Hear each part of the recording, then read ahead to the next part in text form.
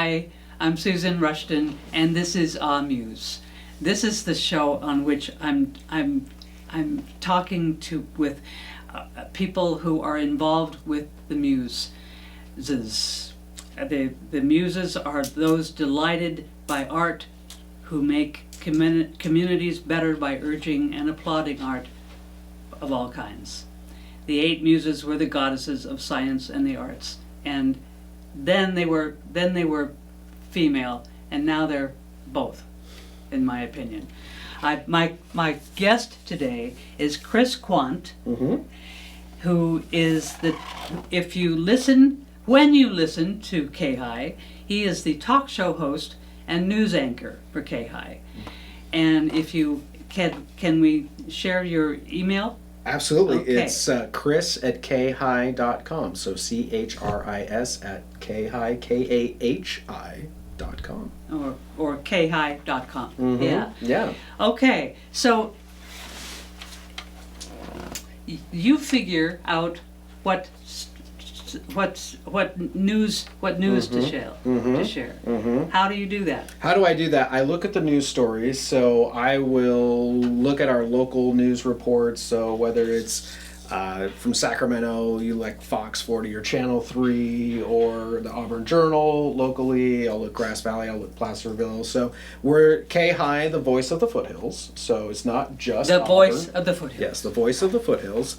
So not just Auburn, but it's also, Nevada County, El Dorado County, Sacramento County. Our signal goes, depending on, here's a fun fact for you. So going to get a little bit technical. At least one. Just one fun fact here for you. So just depending on the time of day, because our call letters are FM 104.5 and AM 950. So if you're looking on the dial, FM 104.5 or AM 950. Now, there's also a 950 up in Seattle. And so we have to shift our signal depending on the time of day. So some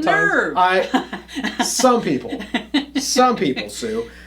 So depending on the time of day, we're more towards the Nevada border, and sometimes we're more towards San Francisco. So it kind of depends on the time of day. So the engineers, they figure that out. I just press the buttons and start talking into the microphone. That's what I do. Yeah. But it's kind of interesting to hear how the signals work sometimes and where our reach is. So, yes. Yeah. How long have you been involved with radio in general? Oh, in general. So the first time radio came on my radar, I remember I was in 7th grade. I was in junior high, and my math teacher had all different kinds. It was a poster. It was a laminated poster on a classroom wall, and it said all the different careers that you could possibly think of and what kind of math would be needed for that career. Was it big or was it little? It was big. It was medium. It would be right in the middle. And I remember looking at that, and I was like, oh, no, not going to do that. Hey, radio looks fun. So there wasn't a whole lot of math needed with radio. I ended up getting there wasn't a lot of whole math. Not a lot of math needed with radio. Gee, I should have done that. Well, it turns out, yeah. So I knew I probably wasn't going to go into a math-heavy career, which is kind of ironic. I'll tell you about that here in a minute. Okay. But I said, oh, well, that seems interesting. And so I ended up getting a communications degree from Sac State. So I got a digital media communications degree. Never really went into radio as a career back then, just because I thought, it's pretty unstable. I don't know if you're going to be in there. You might get fired really soon, and then you got to keep finding another job and interviewing. And I wasn't as confident back then as I am now. Okay. And so you think in your 20s you're probably kind of cocky, but a little bit of life experience got that. And so came into it a little bit later in life, into the radio game. Always wanted to do it. It's something that had always been in the background. Why did you always wanted to do it? I always thought it was fun. I loved listening to the radio. As a kid, during summers, when I remember my first day of summer, when it was the last day of school going into summer, as a little reward for myself, my little clock radio, would turn it on, and I'd listen to Cruisin' 1470 AM, the oldie station, into the wee hours of the night, because I didn't have to get up for school the next day, and so I always had the radio. My grandparents always had, when we go spend the summer with them, they had farm, they had acreage, and they'd have a radio right at the edge of their porch there that would blast out into the orchard or into the garden, and it was always talk radio, so I grew up all through the 90s, listening to talk radio and all that. So it was just something that was always in the background and something that I always found interesting. I don't know why exactly, but I always just kind of loved it and thought I wanted to do more of it. And so it took me a little bit to get my nerve to get to it, but it was always Where did you start? Yeah, so I started, I did a little bit in college, so got our hands on a little bit there, doing television production, doing audio production, and learned a lot of the editing tools and features and some on-air talent stuff. I always thought I would be more in the background type person. I was a pretty shy kid growing up. I was just kind of kept to myself a little bit. And so I learned it there, and then in my early 20s started getting into theater. It was on a little bit of a friend of mine was thinking about auditioning for a show. I was planning on being more on the tech side. I would run a spotlight or something for this production that we were in. And he's like, well, I was thinking I want to audition. But he was hesitating, and I'm like, okay, here's the deal. If you audition, I'll audition. And so we both went into the audition, and we both got the part. And turned out I had a lot of fun doing it. And so as it kind of happens in local theater, you'll see one thing leads to another. So there's somebody that you're acting in that show with, and they're saying, hey, we're doing a show over here. If you're good enough. And if they want you, hey, we're doing a show over here. Do you want to come and we need somebody there. Do you want to do that? And then just one thing led to another, and then I just got involved in local community theater and did that for years and years and years, and just had an absolute blast doing theater. And then do you still do that? Not as much now. Not as much time to do that now. But that's led to one thing to another, and people that I met through the theater said, hey, in Sacramento, there was a position or an opportunity to kind of sidekick, they would say, or co-host a radio show with somebody who worked at one of the radio stations down there, kind of doing a national thing. So I got into that. That was around 2014, 2015, and did that until, like, in that business, sometimes you're there, and then the next day they say, okay, we're not going to do this anymore. And so we got let go, got fired from that job, and then was working, still, found a 9-to-5 job, as you kind of do, and as you kind of need to do. But always in Auburn, always walked past KAHI. Our viewers might know Mary Jane Pop, and she was there sitting in, and it was just something like I always wanted to do that and kind of keep doing it. So I went and I just said, hey, I want to volunteer. And they said, well, you can't legally unless you're a student. We can't have you volunteer, but there might be something for you. We don't have anything now. Come back later. And so, in 2019, I started at KAHI and just started doing commercials and voiceovers. And that led into productions on Saturday mornings for our local shows, and then took over the main morning show and news about 2.5 years ago. So I'm sure you can tell that he's on the radio. Well, yeah, no. So I got a face for it, right? If somebody's on the radio, they talk. They know how to talk. They know what to say. And they know how to keep going. Well, and you know this too, from an interviewer perspective. The worst thing that you can say when you're interviewing somebody, you give them a question and they say, "Yep." And that's all you get. Yep. And you're like, oh Lord, I'm going to run out of questions here if this is the way that it's going to go. So. This is why I'm so thrilled to have somebody from the. I feel usually I'm in your seat over there, so this is a joy to be on this side of the table. So when you say. So you talk to people on the radio. I try. What do you do? Well, I love doing interviews. What kind of people? Well, it's all different kinds, right? This one and that one. Yeah, and this one. So I've had in our little studio, I've had an entire band, like a 5-person band in there, and they've played a song, and I've tried to spread the microphones out to pick up as much as I can. We've had local authors from around the area, politicians from our city government. We've had those folks in as well. So different businesses around Auburn and different nonprofits that have come in. I've got feeding the Placer Hills. We're going to be talking here pretty soon about our big day of giving and feeding the underserved here in our area. So I've really got a passion for coming. I've also worked for nonprofits in the past, and so I have a passion for that, and and helping folks out. So kind of whoever, and people would just get suggested to me like, hey, we have this rescue over here that we'd love to get some more attention to. And I think it's a great platform for people because like this is, it's all about telling story. It's all about sharing story.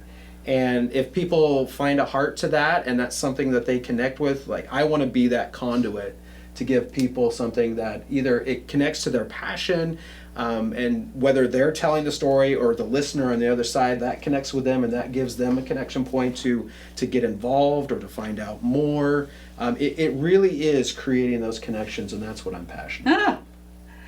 And so how long have you lived in Auburn?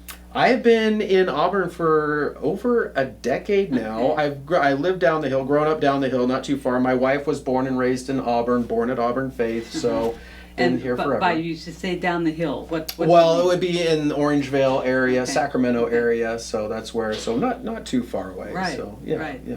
In the And so you have been on the radio, not just KAHI, doing this sort of thing for how many years? Oh boy, it's been a few. Let's say about a decade. Yeah? Yeah. Okay. So in one form or another, yeah. It sounds wonderful. It sounds wonderful. What is it you like best? Or no, what are some of the things you like best? Being on the radio, doing radio Yeah. work, I love everything about it. It is. So I was there this morning, and you start early. So I start at 6 a.m. And so it's an early start to the day. Usually there at 5:30. But even that, and I'm not necessarily a morning person, Sue. So you gotta. Yes, you are. Some days You you are gotta. too. Well, I am now. Some days, well, being a theater person, like that's evenings. So going to morning, you dig deep some mornings. I'll give you an example. So sometimes the very first words that I will say during the day is the first time I go on air at 6 a.m. Well, last week I don't know if it was a cold or allergies. I didn't realize until I turned my microphone on and started talking, I didn't have a voice. Because I hadn't said anything that morning. Because I'm usually the whole family's asleep. I'm just getting ready. I'm listening to whatever thing I've got going on in the morning. And then it took a second for my vocal cords to warm up. So I'm like, I sound worse than I feel, trust me. And so that was kind of one of the rude awakenings that I had. The very first words that I spoke was as I went on air. Oh my goodness. You never know. But I love it all. I love being able to, I love the timing of it because it has to be very exact. My wife, she's like, I could never do that because you have to be to the second because if you're not, like the next thing's coming and I got to throw it to national or I've got to fit this commercial in before this comes. But I also have flexibility in there so I can kind of move some things around. So I absolutely love it. I love that it's local. I love that I get to talk to people and help elevate people in our community and in our surrounding foothills area. And I love the technical part of it because I'm on the technical side so I can control the levels and the sound and everything.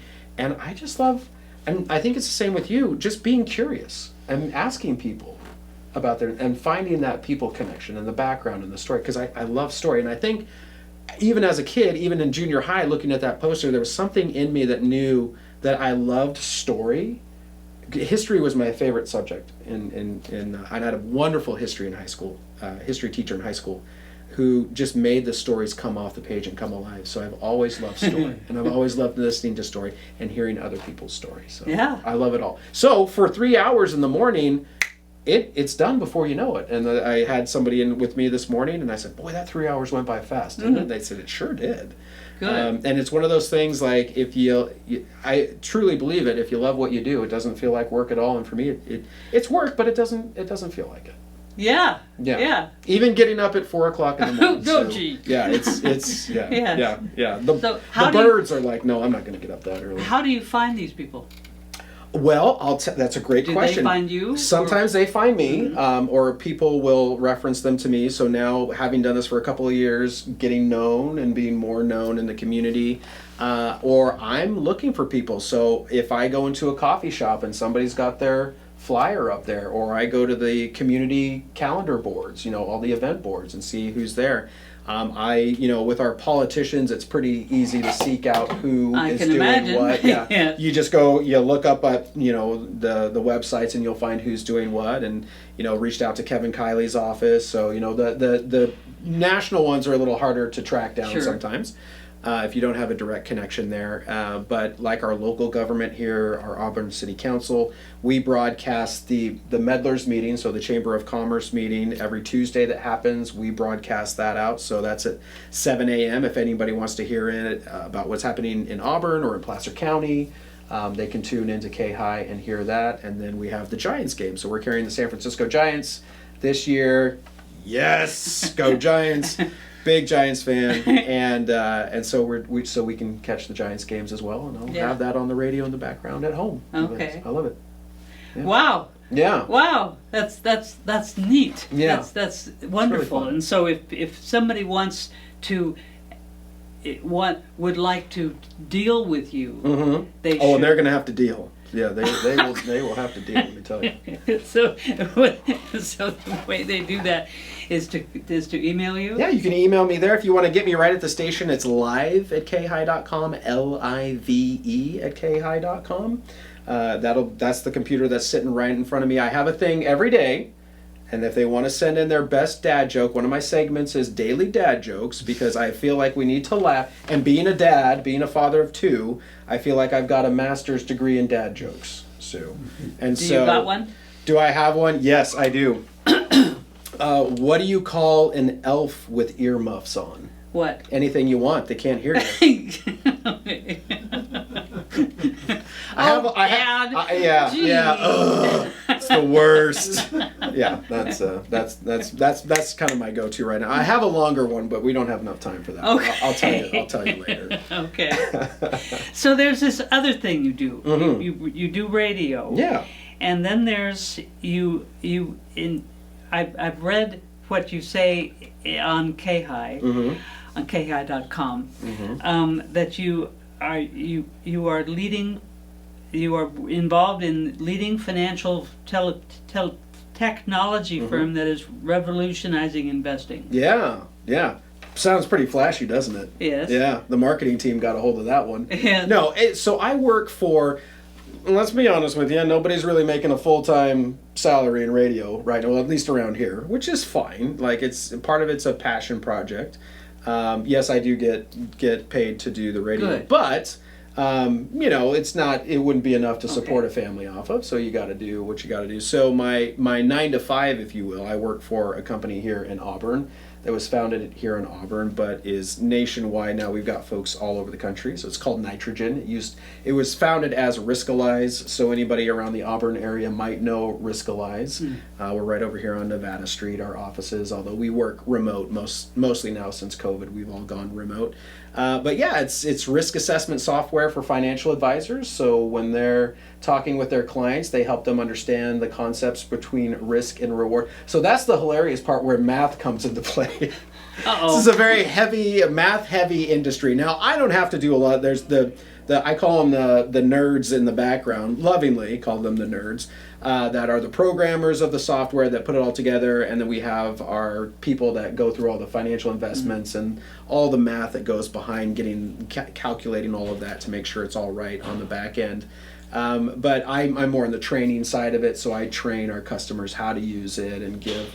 Story comes into play there, where I can lead webinars and tell, here's the story of how other customers are using this, and here's how you should use it as well, best practices. So yeah, so it's risk assessment software for financial advisors to use with their clients, and also a way to find prospects and say, hey, I have this tool for you. Okay. I think it'd be helpful for you to come to me so that I can help show you the relationship between the risk and reward of your investments. Oh, good. Yeah. Okay. I could talk about it for a long time. I've been there for about 9 years. So yeah, but that's in a nutshell. It's good. It works. You like it? Yeah. It's something that it's very, again, something, if you're passionate about it, if you believe in a thing, and if you've seen it work enough, and It was founded by a couple of guys here locally in Auburn, and it's grown to this kind of big thing now. Oh, good. And we have a lot of our engineers. We've got an office in Poland that do a lot of our QA and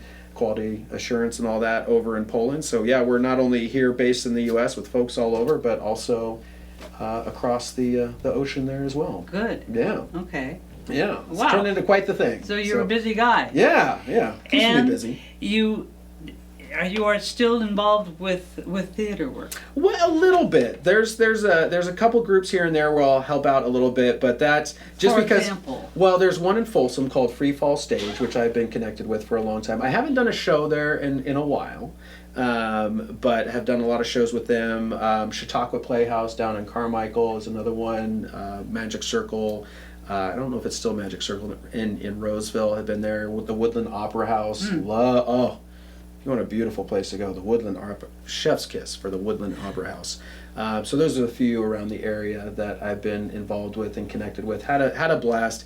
Getting up that early in the morning, can't go that late in the evening, okay. and so it's quite a commitment. Usually it's a volunteer if you want to be in a show to do something like that. But every now and again I've gotten asked back to do like a one night thing where I kind of got to slide in when one of the performers wasn't able to make it, and kind of quickly learned the lines and hopped into the show and had a lot of fun. It was a Sherlock Holmes type character, so just get to go in and put on a different personality and a different hat and have a lot of fun. So it's playing. It's going out and playing for me, having some fun in the sandbox. Yeah.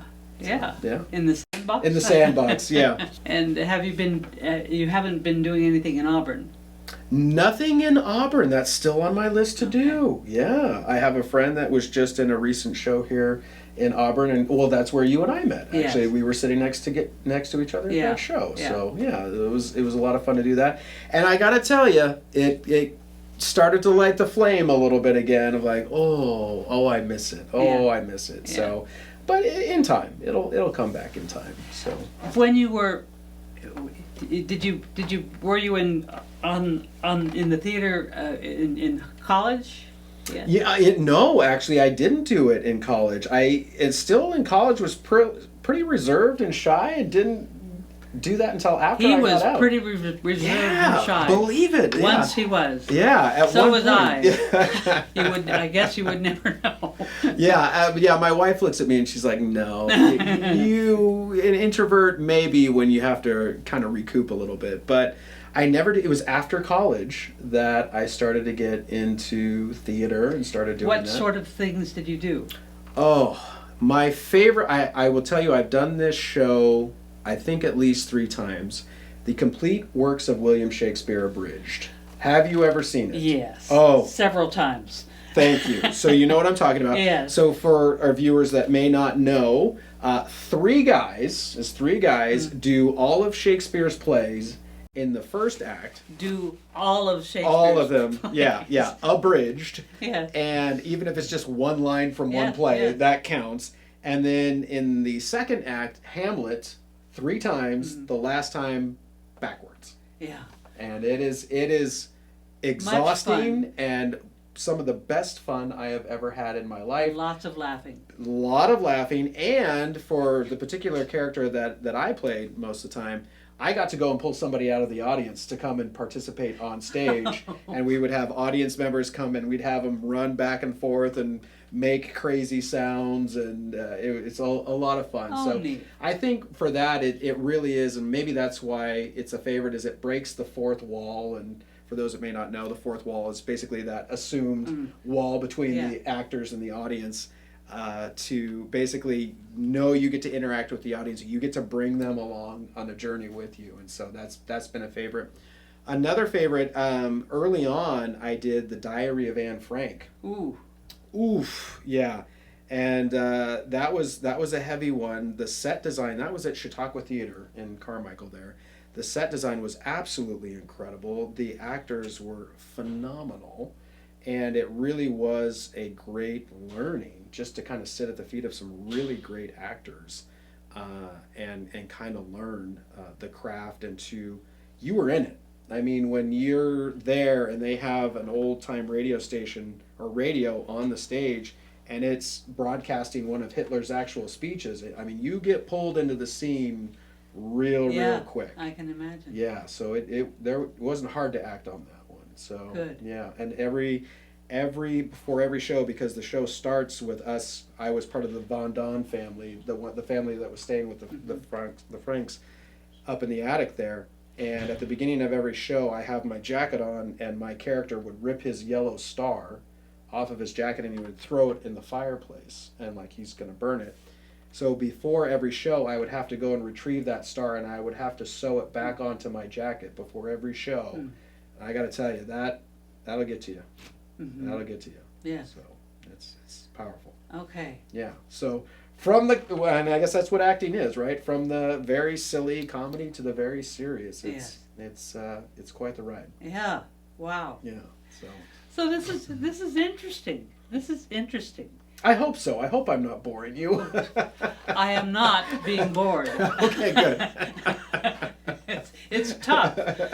Yeah, well, yeah. Good. Oh, no. So I want to go back to radio. Mm-hmm. If there are people watching younger than us and wondering about it, what can you give them ideas about being on the radio? What is necessary to actually be on the what would interest you to be on the radio? Yeah. What kind of skill set would you need? Well, one, I think curiosity, is one. So if you're going to do a talk format, which I do.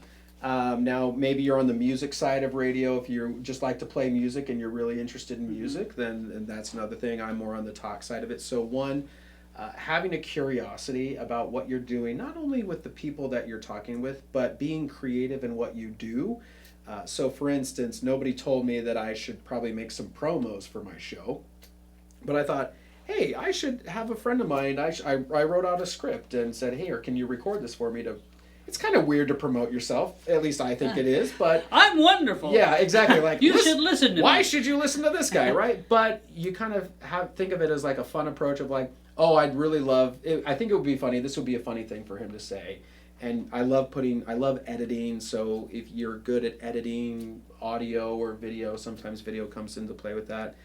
So there's a technical aspect of that to have that in the background there. But I would say overall a curiosity, and I would say just a willingness to go out there and try. And I think it's with any profession, right? Like to go out there and try and do. And I saw something interesting the other day. It was a tweet that said, your first interview is going to be bad.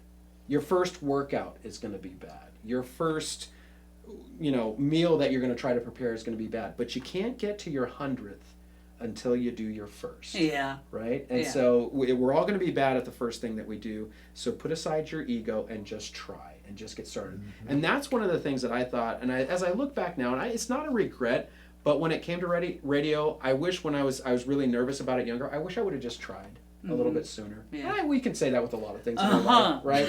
Yeah. But the fact that I did, and now it's just, you put yourself out there, you never know where it's going to lead to. Right. And boy, I'm having a lot of fun doing it. Yeah, yes, that's obvious. Oh, thank you. Okay, Chris Quandt, thank you very much for joining me. Thank you, Sue. This is, he's talk show host and news anchor for KAHI. Mm-hmm. Thank you very much for joining me, and thank you very much for watching.